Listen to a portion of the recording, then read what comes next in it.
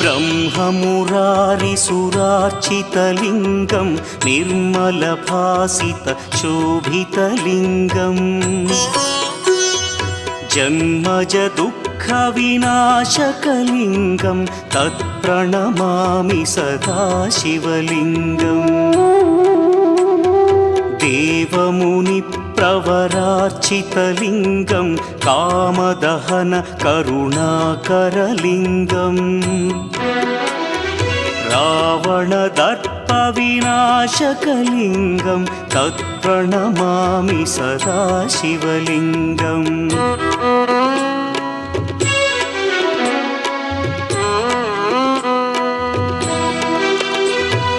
सर्वसुगन्धसुलेपितलिङ्गं बुद्धिविवर्धनकारणलिङ्गं सिद्धसुरासुरवन्दितलिङ्गम्